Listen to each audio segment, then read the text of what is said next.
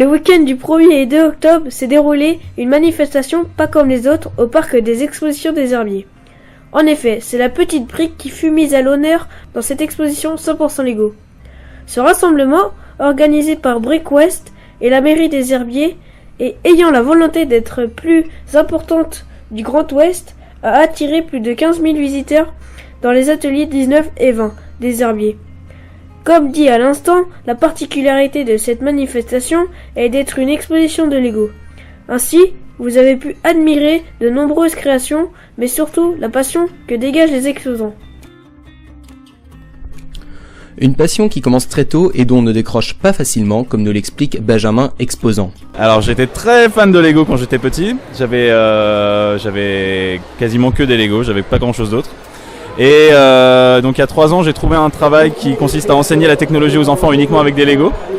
Et donc je suis tombé sur des collègues qui étaient fans de Lego, qui m'ont fait replonger, m'ont présenté les bons plans, les bonnes affaires, et qui m'ont fait replonger dans la passion, quoi.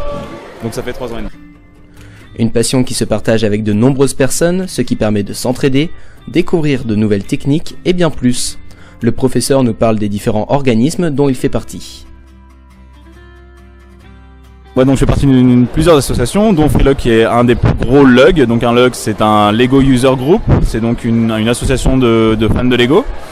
Et je fais aussi également partie d'une plus petite association qui s'appelle French Brick, qui là est uniquement en région parisienne, étant Picard. Et donc voilà, ils nous aident beaucoup à nous rencontrer, à créer des liens, créer des façons de trouver des nouvelles pièces, des façons de trouver des nouvelles techniques, etc. Donc c'est fantastique. Cependant, la brique a bien évolué, nous précise un père visitant avec son fils l'exposition. Je me souviens que nous jouions avec des locaux qui étaient beaucoup plus simples, on faisait des formes beaucoup plus rectilignes, hein, des maisons, des choses comme ça. Ça a énormément évolué et c'est vrai que je comprends pourquoi certains adultes peuvent maintenant se rassembler pour faire créer des choses, quoi. Je le comprends.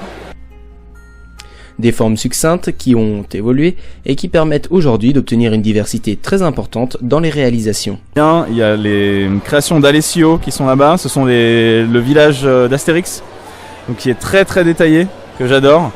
Et également les créations de mon voisin à côté, Steampunk, tout en arrondi avec des pièces Lego, qui sont magnifiques également.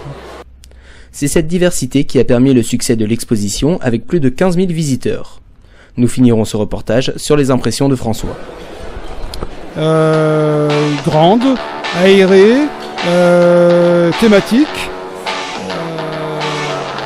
voilà.